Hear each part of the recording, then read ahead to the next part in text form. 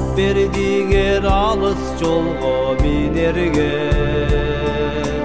тон бердиңер үшүгөндө киерге, суу бердиңер чөлдө калса ичсем деп. Мен эч нерсе бере албадым силерге, андагыдай мойнуңарга артылбай, арманым көп иште жүргөн айтылбай. Амандыгың күндө тилейм Кудайдан, Кудайдан. Ата кебай, апа кебай алтындар. Ой, ата кебай, ой, апа кебай, ата кебай, апа кебай алтындар.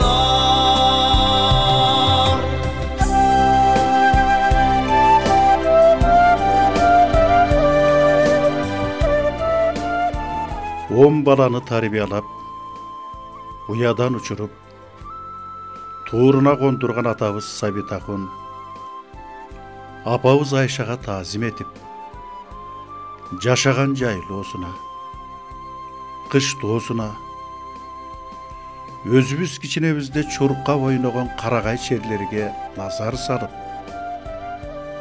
ата энебизди көрүп замандаш болгон адамдар менен пикир алышып, тек жайыбыздын тарыхына тактоо киргизели дедик.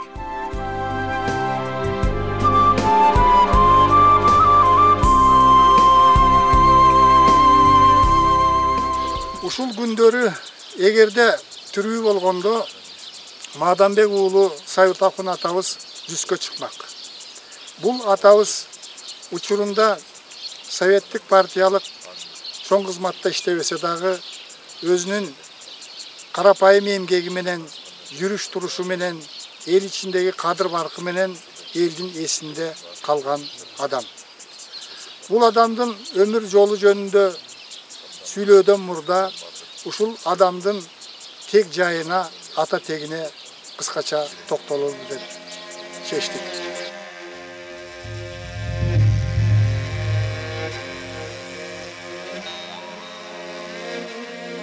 Кыргыз тарыхында, кыргыз урууларынын ичинде Сарбагыш уруусунун орду, өзүнүн ээлеген орду бар. Сарбагыш уруусу негизинен 4 бөлүктөн турат. Алар негизинен Сарбагыштын 4 баласынан, тагыраак айтканда Дөөлөс Баатырдын 4 баласынан тараган. Ал балдары биринчиси Токо, Жантай, Элчибек, кичүүсү Манап. Бүгүнкү сөз кылып аткан Сабитакун атабыз ошол Сарбагыштын 4-чү бутагы, Манап бийдин урпагы болуп эсептелет. Тактап айтканда, Манап бий бул 17-чи кылымда жашап өткөн тарыхый инсан. Бул тарыхта такталып, окуу китептеринде, окуу куралдарында кирип, азыр Кыргызстандын элине, Кыргызстандын тарыхын кызыктанганга белгилүү болуп калган инсан. Манап бийдин 2 уулу болгон. Биринчи уулу бул Сүтүке, анын лакап аты Жарван. Экинчи уулу Сүтөй.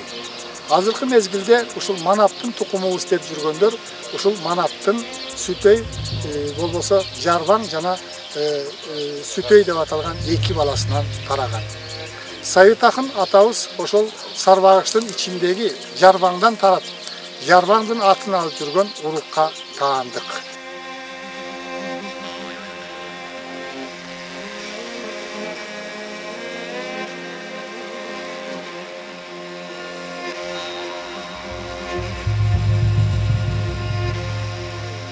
Тарихи маалыматтар боюнча Кыргыздын алгачкы тарыхчылары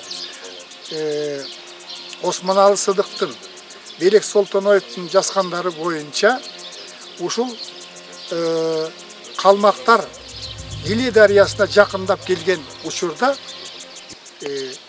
Эшим хандын тапшырмасы боюнча Кыргыз казактан кол курап Манап би чегараны тоскон.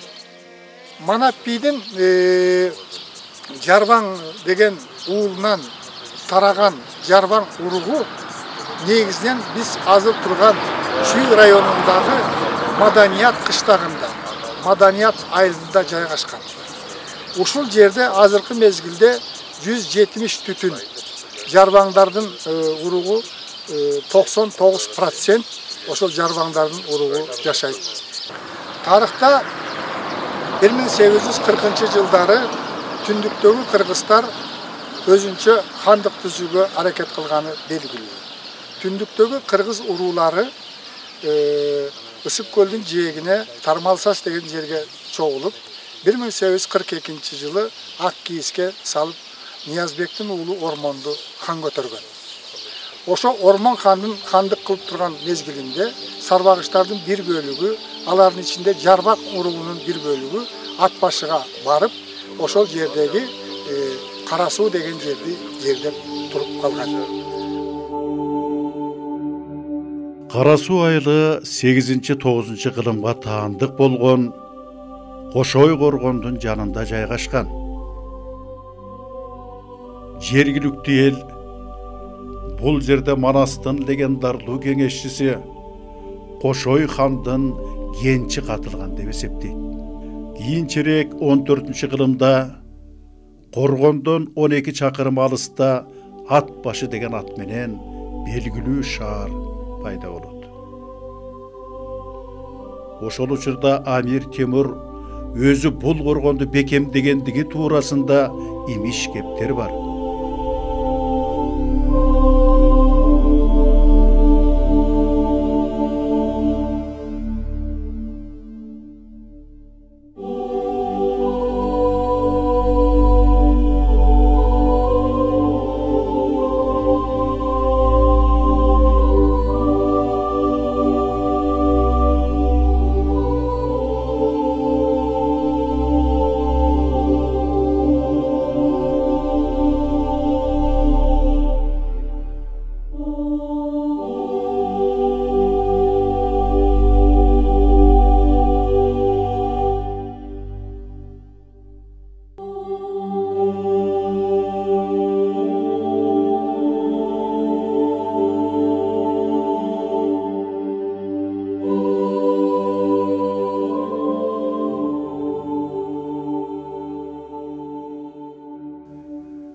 Ал эми бул айылда бүгүнкү биз сөз кылып жаткан Сабитакун агабыз баш болгон 100төн ашуун Жарбан баатырдын урпактары жашашат.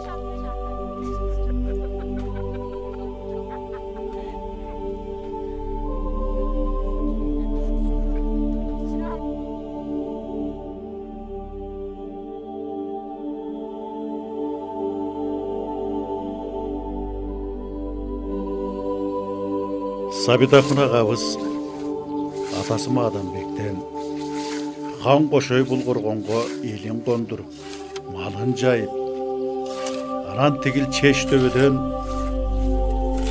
"Эй балдар, малыңарга көз салгыла" деп айтканда, анын добушу ат башыга чейин угулган деген сыяктуу сыйкыр кептерди бул жерге чөп жабууга келгенде көп уккан.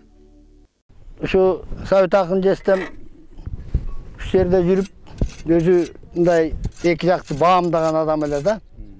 Ушул урап баратат, ушуну бир көз салыш керек эле деп, могуга эчки кайтарган жаман экен. Тигинин баарын эчкинин туягы менен эсип түшүрө берет экен. Эчки жайдыртпай, эчкиңерди ар токойго шакка жайгыла. Муну уратпагыла, урпакка керек бул. Азыр босоргон боз төбө болгон менен кийин ошо боз төбөнүн бир чым-чым топурагына зар болуп калат. Ана ошо иштин сөзүнөн кийин айылдагы адамдар көңүл буруп, "Койкой эчкини жайбайлы. Антип мүнтпейли, балдар келип ойносу да каспай чукубай ойногула" деп анан ошондон баштап сактала баштады. Анан сакталып момунун жээгине суу толтуруп коюп, балдар киринчү. Түбүнөн да зак кетет, сууну толтурбагыла, ичин сугаргыла, көл кылып койбогула деген сөздөрдү эми кыраакы кыйын кишилер экен да. Бир жолу ушу Кошойдун ичинде улак тартылчу эле. Улак 6 гектар жерде коюп улак тартышып, Токтогасов айке Сулаймандын Чаараты деген ат менен улакты тетиги жерден ала качып, башка таштай турган болду. Алып кетип баратып, анан бул жерден Чаарат мүдүрүлүп жыгылып, оос омурткасы үзүлүп кетти. Ошол эле жерде калды. Ошондо дагы баары сыртыгындай мындай кейбей, кепчибей, бата кылышып, Куран окушуп кошойго. Жакшынакай кетти эле. Арасында ошондо Мамбет Акын байкем, Токтогасы баарысы турду эле. Ошолордун курбандаштары эле. Баарысы ошол Сабыт Акын Жестемдин сөзүн укчу эле. Ошондон кийин анан жана Сабыт Акын Жестем кой бу жер болбойт экен. Бу жер Кудайдын ыйык жер экен. Мындан кийин бу жерге улак тартуу болбосун деп, ошондон ушул күнгө чейин кошойдун ичинде жанагындай оюн соок кечелери өтпөй калган. Булар ушундай маданиятка да жакын, кичипейил, ушундай кадыр баркты жакшы сыйлаган кишилер эле. Бир күнү Сабыт Акын Жестемкине жанагындай чоң артисттер келди. Эстебес, Асылбек Ишмамбетов, Шекербек Шеркуловтар келди. Анан айылдын балдарынын баары чогулуп үйгө бардык. Жестемдин үйүнө. Анда балдардын баары кичинегеси. Анан таң атканча жөжөдөй болуп баягы акындардын ырын угуп отурдук. Ошондо бири-бирибизди да какпай силкпей отургула. Уккула айланайындар деп баарыбызды жакшынакай отургусуп, анан артисттер тараганда анан үйгө кеткенбиз. Артисттер кирет дегенде апабыз Айша өзү жасалгалаган боз үйүн тигип, даамдуу тамагын жасап, өргөгө күтөр эле. Кат-кат салынган көлдөлөң, көздүн жоосун алган кооз шырдактар ардактуу адамдарга арналчу. Биздин балдардан да ушулардай артист чыкса деген ниетте. Кеткенден кийин алардын ордуна ырымдап балдарын олтургузчу. Мына бүгүн минтип небере келиндери уздун учугун улоодо. Kızıldan giydim gemseldim, ey gemseldim. Oy, çizgin ikiden ayet otmayın mı? Kınalıp saldım ey beşbeldi, kınalıp bakan baldardın, ey baldardan ey. Kısmatın görür ey geç geldi. Yey bak. Anam benim Jestem Sабыт Акын менен согуштан кийин баш кочту. Мен ошол үйдө көп жүрүп калдым. Ошол үйдө жүрүп 10 класстык кара судан бүттүм. Айша экемдин үйүндө жүрүп. Анан анын эниси Мамбет Акын. Мамбет Акын көп келчү эле биздин үйгө. Аттан түшчү эмес. Абдан зор кишилер. Аттан түшпөгөнүм аттым бeni ийдеп турчу. Себеби ушу түшпөгөн себебим атка кайда миниши кыйын болсо керек. Менин баламын да. Андан кийинки булар менен болгон катышым көбүнчө жайлоолордо болуп жүрдү.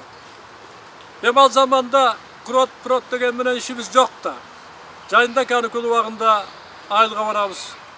Арпага барчыбыз, анан Айша экен ферма болуп калды. Саанойдун фермасы болуп калды. Анан ошол Киши Каманды деген жерди жайлачу, сүт төкчү да, мамлекетке сүт планын аткарчу.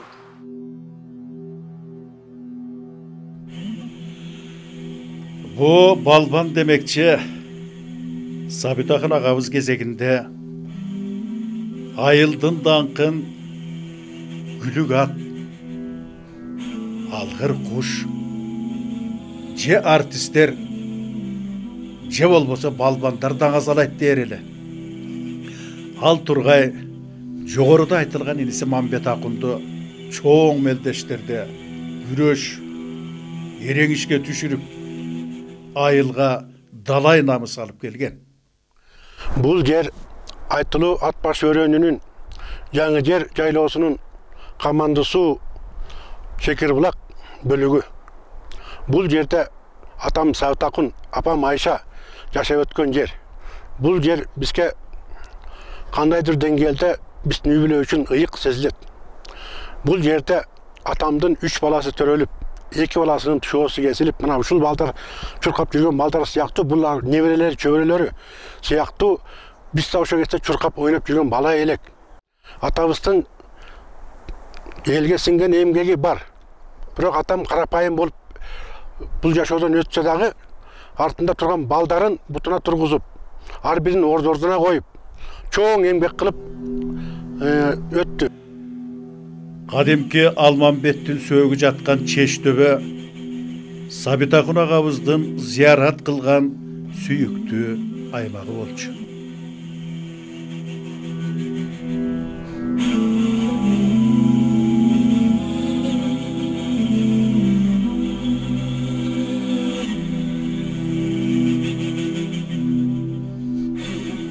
Дөбөнүн алдына балдарын, кыздарын уй-мүйүз кылып олтургузуп, ыйман, каада салт, ызат туурасында элибиздин ар кыл жомоктору аркылуу кызыктуу кылып түшүндүрөр эле. Өзгөчө дүйнө элдеринин тарыхын элестүү баяндап, балдарын ошол дүйнөгө багыттачу.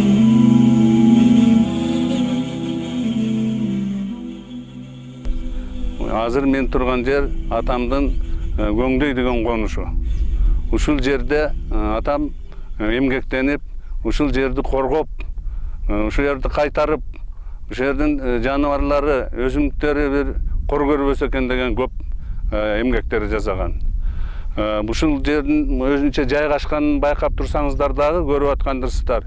Бул өзү кыргызга белгилүү Чештөбө деген мазар.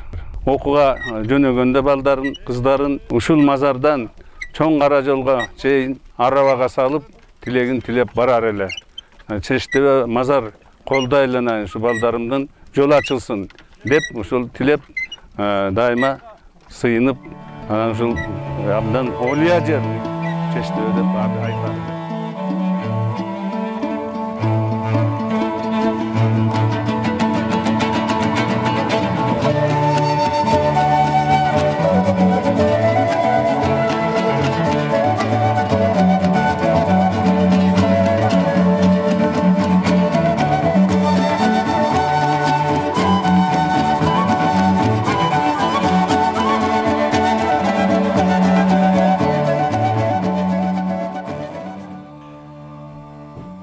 Ömrünün akırkı жылдары Сабитакун агабыз 10-15 кылымдарга таандык Ташырабад Кербен сарайындагы кыштоодо жашаган.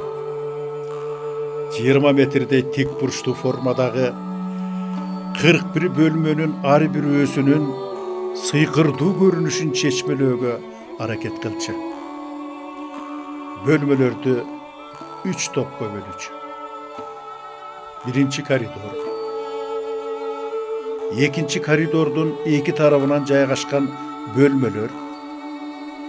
Үчүнчү чоң зал жана анын тегерегиндеги бөлмөлөр. Ар бир бөлмөнүн оозуна бирден бала коюп санап көрчү. Бирок бөлмөнүн так санын чыгара алчу эмес. Ташырабаддын тарыхына кызыгып келген окумуштуулар менен дасторкон үстүндө аңгеме курчу. Өзүнүн билген уламышы, Баатыр уста аны сүйгөн үчүн куруп, өзүнүн эрдигин көрсөткөндүгүн. Дагы бир уламыш, аны Римден келгендер салганын. Кээде Амир Тимурдун ысымы менен байланышарын ортого салар эле. Алардан алган маалыматтарды бул жерге келген эл саякатчылар менен бөлүшчү.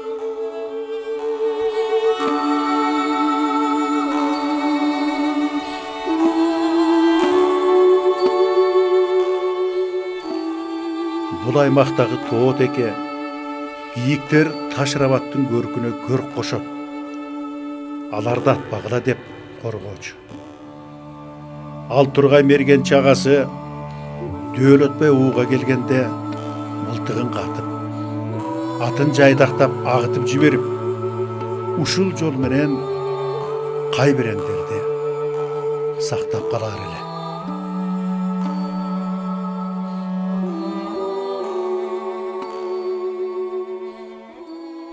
Мына бүгін Мадамбек ұлы Совет ақын тай жестемдің 100 жылға толған бір жақшынақай іс шарасында тұрабыз.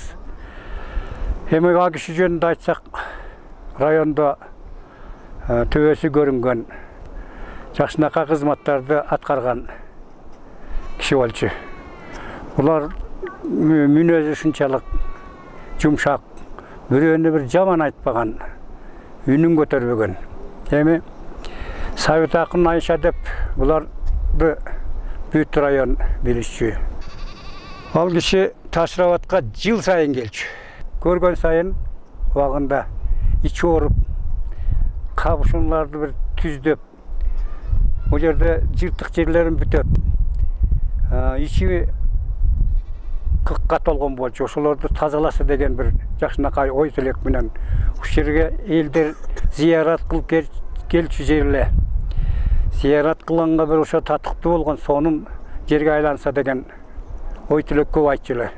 Мына ошо кишинин ой тилеги ишке ашып, мынакей азыр тегеренип турабыз. Келген кишилердин көптүгү, машинелердин канча деген машинелер турат.